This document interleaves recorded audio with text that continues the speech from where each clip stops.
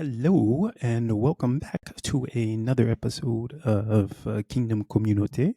I'm your host, Nate King. Maybe that's a little too high for the microphone, but yeah, Nathaniel or Nate King. And just want to remind you all that this is a talk show. I won't promote the Discord as much as I normally do because we're switching. I am going to be building a website. I'm working on one website first. So that I can migrate all my Patreon information to it.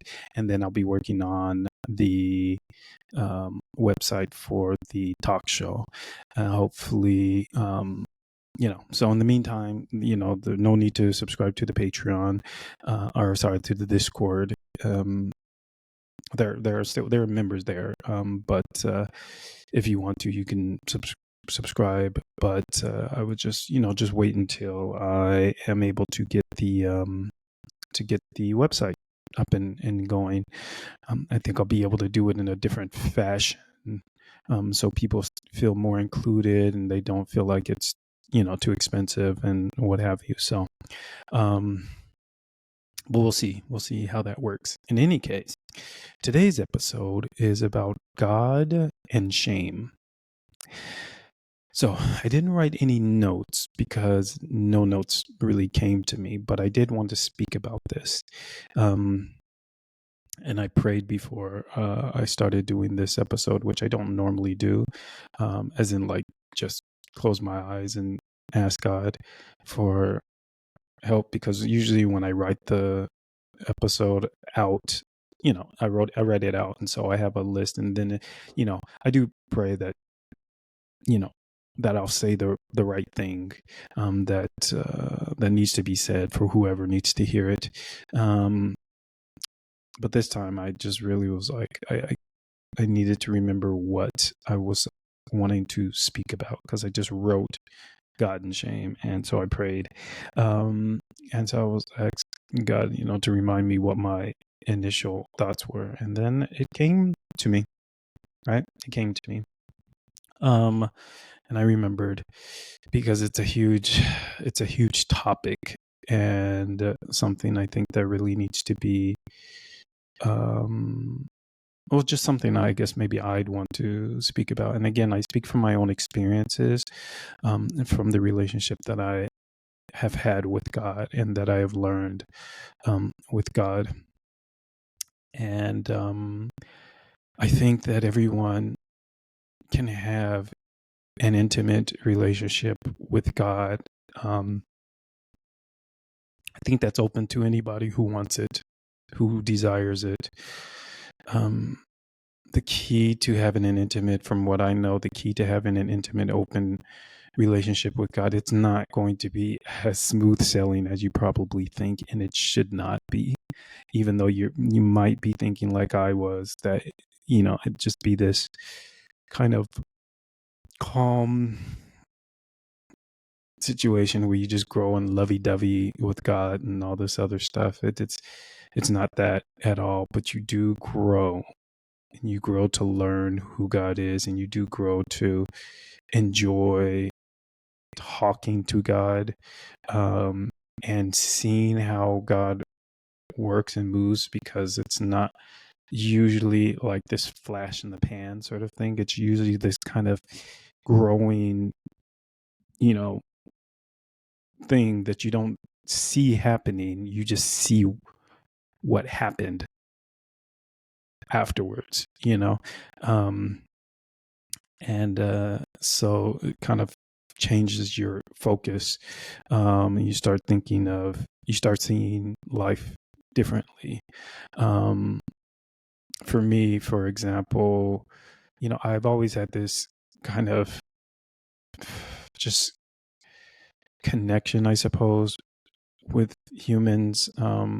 I am definitely what people would call a peacemaker, because I don't see the need for so much contention, and yet I'm also a very angry person. But I know what triggers that anger is when people refuse, for example, to listen, or they just, I don't know, claim to be this and that, and then failed to do what they claim, and stuff like that. And so humans are my biggest annoyance. I think they're everyone's biggest annoyance. And so anyways, God has put in my heart and caused that to grow, to recognize, even though they annoy the hell out of me, humans do. Like, we are so vulnerable to our human tendencies. We do not even know to turn to God and ask. We don't even know to be able to do that. We don't even know that there is help. We think that we have to handle it on our own, and it is very inadequate the way that we handle it without God. Very inadequate.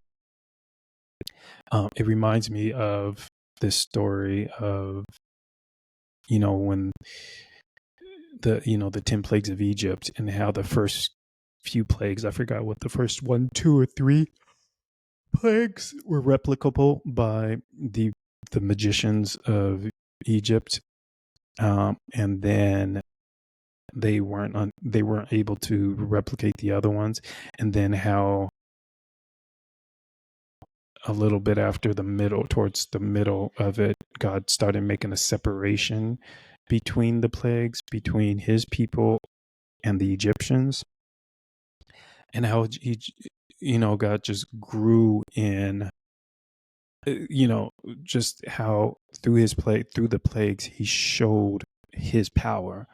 Like, humans were like, oh, we can do that, we can fix this, and we can do that, but then it just grows more intense, and they're like, oh shoot, we can't do this, and then it grows more intense, and God's like, now I'm showing you the difference between people who choose to follow me and people who choose to be against me, and excuse me. And that's a thing about following God as well. People, excuse me, need some water, maybe. People think it's like a subservient thing. It is not. It's not. People think like you have to bow down and worship. It is not. That's not. It's not. That's not what it is. And yet you will, if you choose to follow, or to want to just know or be intrigued by who God is, because you will experience these random things of just like him opening your mind just very briefly, and you just recognizing how everything maybe came together, or just, there's a limitless amount of things that can cause you to just be like, awestruck, and there's nothing that you can do but just tell God thank you. It's just, it does happen.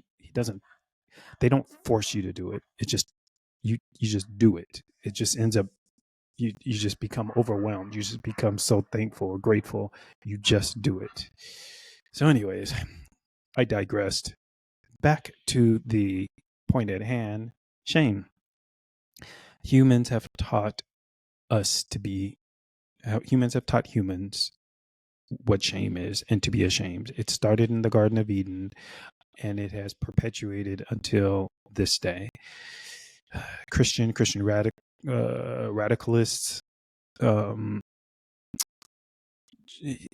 parents have taught their kids to be ashamed of who they are. Older siblings have taught their younger siblings to be ashamed of who they are. Shame is not a God.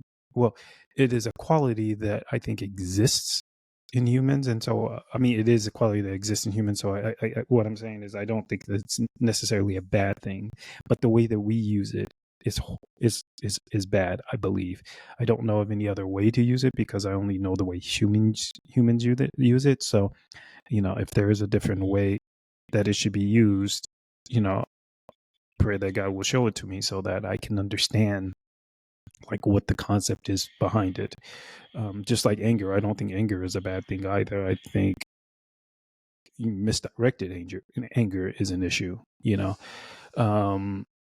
but God teaches you how to do that. God will do it. But the shame thing, humans It's not the way that humans wield it is not a godlike quality. It is not. Humans have been shaming people into not being gay or not being kinky or not being all these other things. And we all know that it's not that they stop. It's just that they start hiding it. So you just learn how to hide these things, and you learn how to become a liar, basically, in excuse me, in your shame. It is not.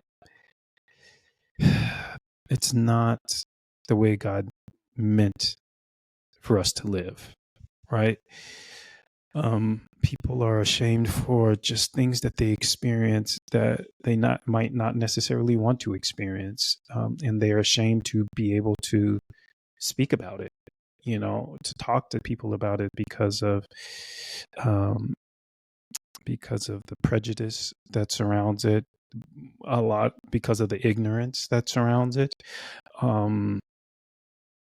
I will say now that this is one of the things that are very upsetting for me, are people who feel like, who are wrestling with things that, society frowns upon for very good reason. But they have no recourse. They have nowhere to go to, or there's very limited recourse, I should say, because they have nowhere to go to kind of express that, like, or to tell people, or to tell, to express it. One of the things that come to mind is pedophiles.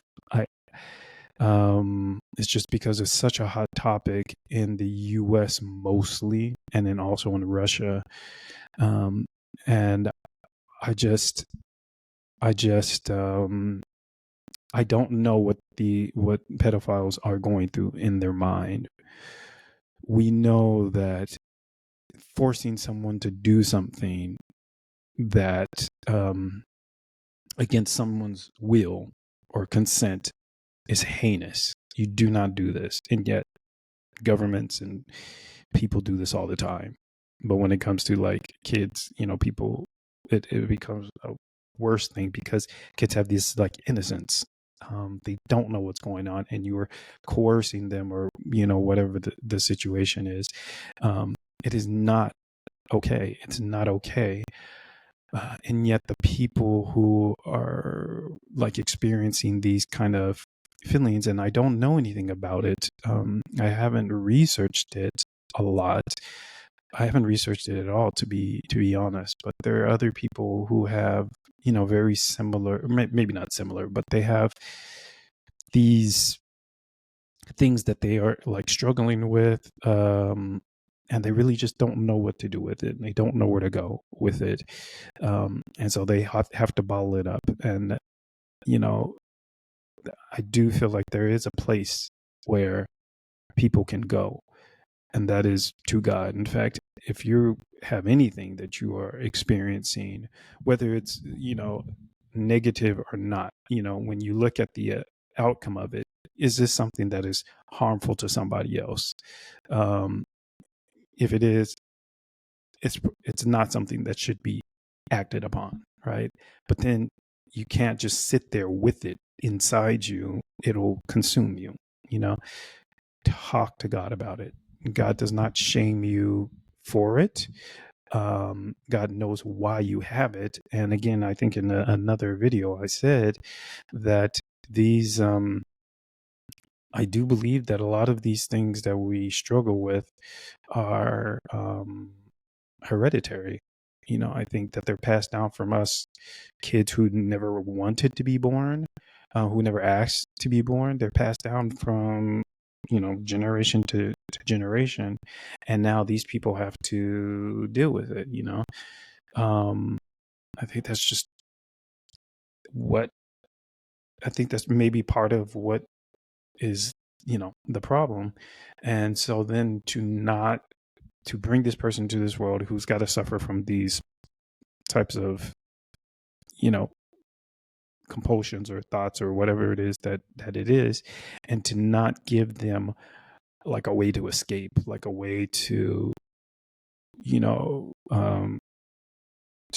not to give them a place to kind of speak about it and get, and I do know I did learn, I did learn that there are groups that do exist, specifically for pedophiles, who, I think that it's like a support group where they, it's like an Alcoholics Anonymous sort of thing, and alcoholics, and that's also one of the things, and that's far more, I guess, supported. Being an alcoholic, that's far more supported. They have a bunch of Alcoholics Anonymous groups and stuff like that where they help you kind of be able to talk about it and explain why you're experiencing these things, or what got you into it, I suppose, and stuff like that, and that you want to kind of get out of it. And they are there to like take away the shame and the stigma from it and help you recognize that you're not a horrible person. These things are heaped upon you, and yeah, unfortunately you are the one that has to deal with it, but God is also there, and I think that maybe the first recourse is probably go to God first, if you can. But if you can't, yeah, go to these support groups and stuff like that, but learn how to not be ashamed of the things that have been heaped upon you, whether you have acted on it or not. And I just hope that you haven't, in the case of like pedophilia, but like, in the just, the shame will destroy you, so you do need to go and get some help. I would recommend God plus any of these support groups, or therapist or something to that effect. Smokers is the same thing. There's like a lot of shame around, in certain communities around just smoking. Some they're just how widely accepted, but others they're just like, ew, like especially in certain Christian groups where it's just like where you can experience that shame being in a certain Christian group, and you're just feeling like you're just feeling like you're an outcast, and yeah. So, and maybe like in that situation, maybe it is that you don't want to stop smoking, which is your prerogative. You should still not feel shameful about not smoking. Um, I don't know. And in any case, the and so I got into some really kind of like deeper, darker subjects. To admittedly, I do not know much about. But the reason why these things, affect me so strongly is because of the fact that behind all of these things that these humans have to suffer, and they didn't ask to suffer from them, are humans who were brought into this world without their consent by parents, probably, who weren't really concerned about who the kid was, but more concerned about what they were going to do when they had a kid and how they were going to train the kid and all this other stuff. And then to treat these people like they are just, the worst of the worst, sort of thing. I think the worst of the worst, if you kind of want to, maybe I probably shouldn't say that. I don't know. Just, I think I think the people that are the most dangerous are the people who just choose to be evil, who just choose it and just consistently are choosing it. I think those are probably the most dangerous people. Yeah, that's it, And then, to flip the script and to go into somewhere where it's much different, where it's not like a compulsion or something like that, but it's just a part of who you are, like, being gay, or, being, or being a single mother, or being a single father, or wanting to actually be a single parent, because that happens as well. And there's just like shame surrounding that, or not wanting to have kids, which I've seen in the um, media lately about people defending their rights to not want to have kids, and people, or not to get married, and people just like, why not? Trying to shame them for that. I will tell you that any, if you were experience kind of any type of like shame, it is not from God, right? The way that humans share it, or the way that humans kind of spread it, it is not from God, but you can take it to God, And I know that there are a lot of gay people who felt shame for being gay, including myself, and then they felt like they went to God and they asked, including myself, to God to remove it because of the shame, we thought it was a bad thing, right? And we asked God to remove it, and God has chosen not to remove it because it's not something that needs to be removed, right? It's not. And there's always so much variable and nuances in certain things, right? So we know that homosexuality is not a sin, even though people will try to read that into the Bible left, right, and center. We know that it is not a sin. It is not something that people should be ashamed of, right? But it gets grouped into this thing. And for so long, gay people were compared to pedophiles, which is also one of the reasons why this was so important for me to bring this up. Pedophiles exist in a totally different. Pedophiles exist in this. It's kind of a larger kind of global thing, and for some reason, I don't know why. I don't know if this was like historically or whatever. People were like, "Oh, pedophiles, they must be gay," sort of thing. And that's not at all the case. And yet we were made to feel ashamed of that, knowing we weren't pedophiles, but still, kind of being grouped in the situation and experiencing quite possibly the same type of shame if they do. If because I don't know what they experience, to be honest. I haven't talked to any of them, and so I don't know what they experience or why they feel that way. But gay people are not to be grouped. It's not to say that there aren't some gay people who aren't. Or sorry, that's not to say that there are some gay people who are not, pedophiles.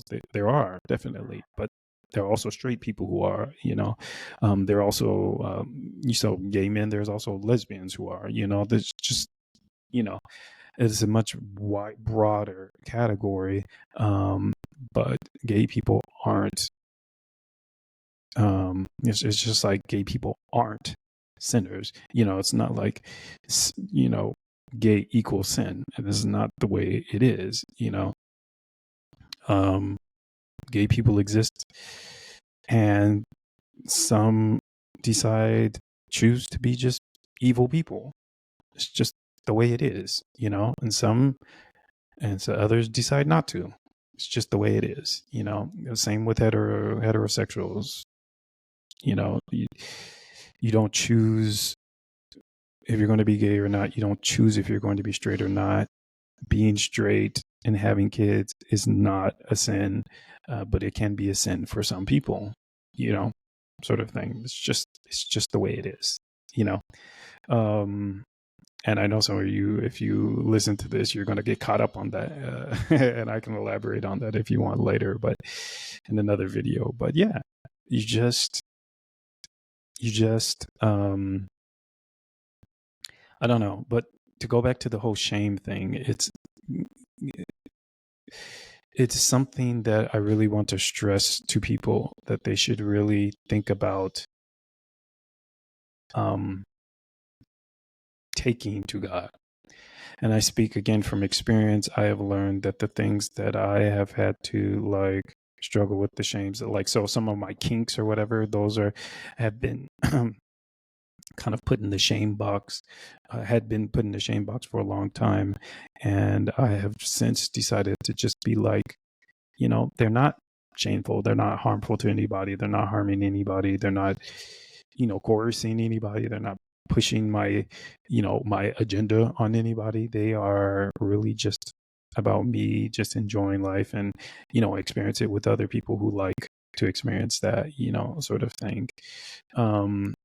And just being okay with it, and there are some people who are into kinks who shame, who have their kinks who shame others for their kink, which I don't think is a good look. It's, if you're feeling ashamed, and this is what I do, I talk to God about it, and it doesn't go away immediately. God helps you to recognize what it is. God helps you to recognize that I knew that God wanted me to embrace my kinks in order to like do this talk show, and in order to be the person that God has knew that I could be, and caused me to grow in faith and in grace. I knew that it was something that needed to be done, or should be done. Quite possibly needed to be done, but I don't really know. But I had to end up being authentic with myself 100%.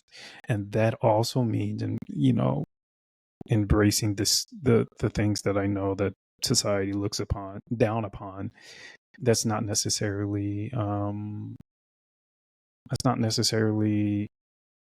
well, it's not a bad thing at all, sort of thing. But it's either live in fear of humans or live in faith of God. And I choose to live in faith of God. So, every so often my eyesight will go off to the left and to the right, and I'll be like, humans are scary. And they're very judgmental. God, if I, lean into this, it took me a long time to lean into the fact that I am a slave and also a master, like I'm a switch. But more of a slave than a master. It took me a long time to be able to lean into that. It also took me a very long time, to lean into the fact that I just like kink, a bunch of different kinks, and just accept it. It took me a long time to be able to do that, and I guess I don't know if there's anything else, because I feel like I've just really explored all of the things that I have had to. Sorry, I have been, excuse me, previously hiding from. I could be wrong, but and there's still more of the earth to discover, and that might unlock a new kink, or something to that effect. But there are some people that I've seen on the internet who have slowly but surely been coming out of their shell as well, who are like on OnlyFans and stuff like that, where they're just timidly more, embracing who they are and kind of like dipping their toe in the water to see what it's like. And that's, that's what I'm doing. I'm growing, and I'm seeing if I can do this in the faith that I have, that God has given me, and that the faith that God keeps growing in me. And they are really about, there was this story that Jesus said, a parable, where he was like, the kingdom of heaven is like a sower, I guess, planting his seed, and then something like it, there's goes day and night, wakes up day and night, and first grows the Oh yeah, so he was like a wake up day and night until finally, the harvest is, excuse me, is ready, and then the fruits are born, and and then he harvests them. Then he also says, Jesus also tells this parable about the mustard seed, which it plants, and first comes the blade, and then, or the roots, I guess, and then the blade, and then the trunk, branches and leaves. And he explains it in a way that you understand that it is a growing process. It's not an immediate process. It's a growing thing. And so you shouldn't feel ashamed of if you can't come to terms with who you are immediately when you're in a relationship with God. Don't worry about it. God will slowly, if you want to get closer to God, you've got to learn to be more and more honest with yourself. And you will grow in faith and grace and in confidence that God will protect you, and you will learn to look less and less at the world, and be less and less afraid of the reactions of people. And you will learn more and more how to deal with people, how to talk with people, because they're not your enemy. Even if they're attacking you or whatever, they're not your enemy. They are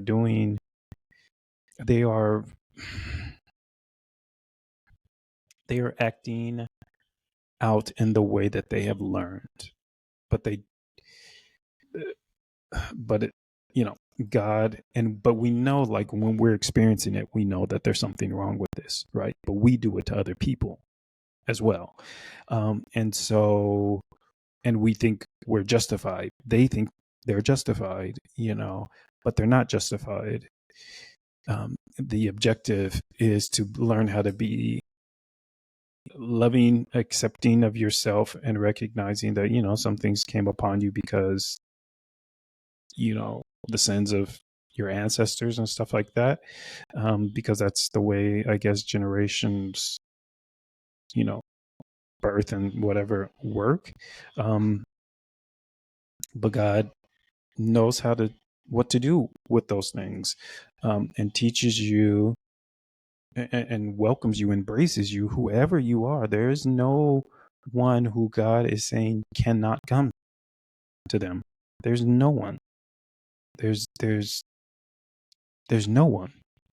You know, there every single person. From the child to the adult.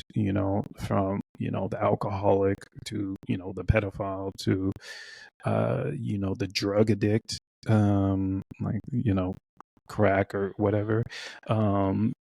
There, from the heterosexual to the homosexual, and everyone in between, or maybe not between, just another areas, like the transgender. Yeah, and we're the transgender. That's another thing where they have to learn how to face the shame of feeling uncomfortable with the person that they are. Again, I haven't talked to a lot of transgendered people, so I don't also know what their struggle is, particularly. But I do know that they should not be feeling the shame of who they are, and feeling like they should be able to grow up just, you know, being able to be like, oh, this is not who I am on the inside, and no one coming against them. They should be able to have the confidence of just being like, oh, no, I know who this is. And if they're going to go get to gender affirming surgery, be able to go do that in confidence. When they have that confidence to be able to do it. Just all of these things. You have to take a step back and look at us all as humans. You have to ask God to open your eyes to see us all. And we are all just these really sad beings, kind of lost in this world, trying to make a world for ourselves. And without God, I think it's, you can do a little bit, You can do a little bit because the earth was created. God created the earth to bless us. But like I was saying about the whole plagues in Egypt, there comes a point where there's nothing that you can't do the thing.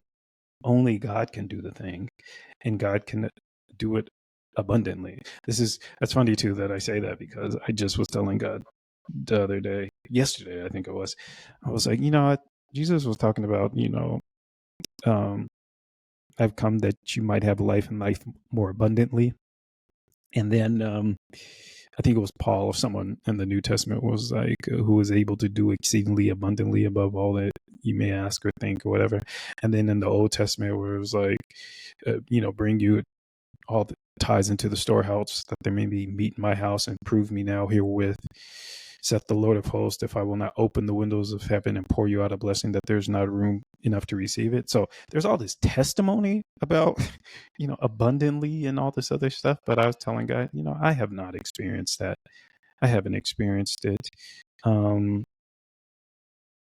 would like to,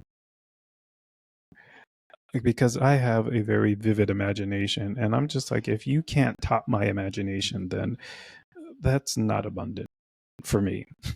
I'm sorry. And up until now, God has blessed me. God has kept me, and God has taught me. And I am very grateful for everything that God has done, even the things, I try to be grateful for the things that I don't even know that God has done. But it has not been like abundant, or at least I have not seen it or experienced it as abundant. I do believe that God can do it. So it's not like I'm really doubting, but I am questioning, I'm just like, come on, God, I really want to see abundant. Like, I really want to see that. And I know that it will come. I do believe that it will come. It will come. And in order for it to come, I have to go the path that I'm going now, which is, humbling, letting me know God is my provider. God is my protector. There are some things that I can do, but I'm very limited in the things that I can do, but God is not.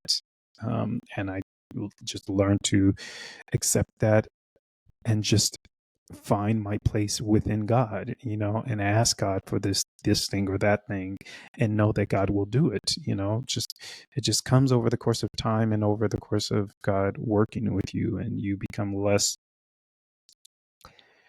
more compassionate towards humans. You start to see them just because it's not very clear for me, and I recognize it's not very clear for me, but I do get to see humans through God's eyes, and it's a really sad situation because of how far we've come, and because the fact that we don't even know that we are so atrociously disgusting to each other, to ourselves. We don't even see it to be able to ask, and so we don't even know to ask. And like here, I'm talking about shame and coming to God and talking about it. Most people don't even know that they can go to God. They feel judged if they feel like they're going to God, but God doesn't judge us. We will be the ones who judge ourselves in the end. Like, we will be judged by our own rules, by our own laws. We will be judged, and like because it's like God doesn't need to judge us. We have already condemned ourselves. So it's really like we are our own double-edged sword, and that is how it works, sort of thing.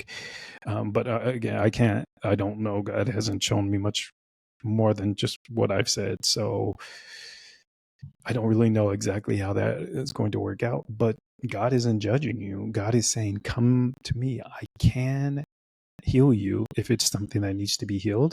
I can heal you. I will heal you if it's something that you desire to be healed. If it's something that doesn't need to be healed, like your sexuality or whatever, you will teach you to embrace it, and to be confident in it, just go to God, just talk to God. God is not this vicious, what do you call this? fear-mongering being that humans have made them out to be. God is not. God is not. God is patient from experience, not because it's written in the book. From my own personal experience, God is loving. God foresees, excuse me, everything. God is saying, I know that you have these problems.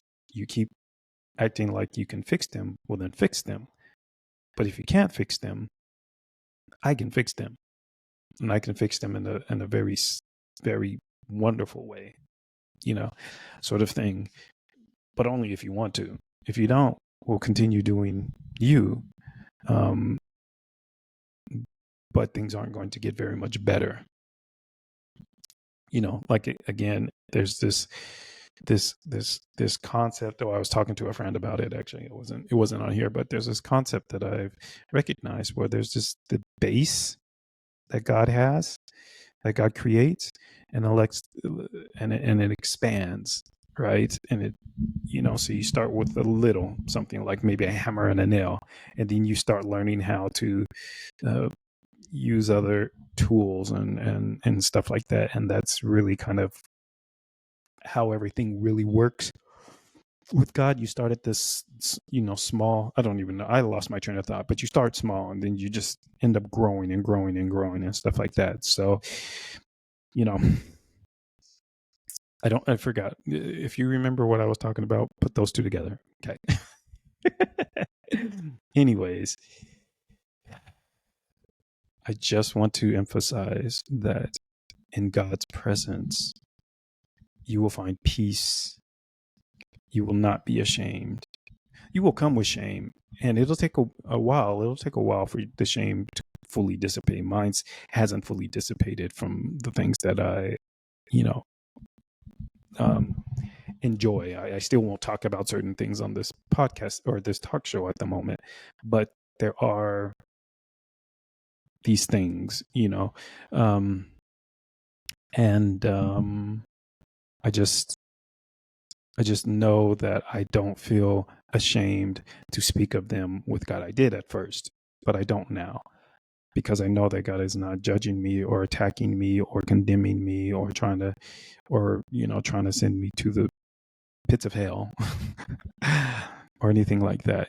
God is like, I got you, and I feel comfortable talking to God about it and knowing that God, will help me like navigate it and embrace it, or embrace them, because there's like multiple things, mostly kink related.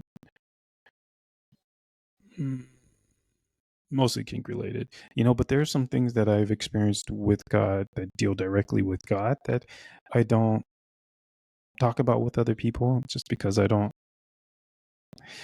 If I told other people, they look at me like I was crazy, and then I kind of feel ashamed, sort of thing. I think I'll grow into that with time, but just if you're hearing me, and if this is telling you, if you're getting anything from this, I hope it is that you can just tell God. Just take it from my experience. You can tell God. Just be honest with God, as honest as you can be. And that's why I always say as honest as you can be, because that takes time to be 110% honest. And, it is a growing thing. And I don't know how long it might take your entire life, but that doesn't matter. You just end up growing with God. But yeah, if there's one thing that I would love for you to take away from this, is just be honest. Just go. No, sorry. Yeah, be honest with God, but just go talk to God and learn to like open yourself up to God. So, anyways, that is what I want to talk about. I hope that it made you a little uncomfortable at first. That wasn't intentional, but I do want it to make you feel uncomfortable a little bit.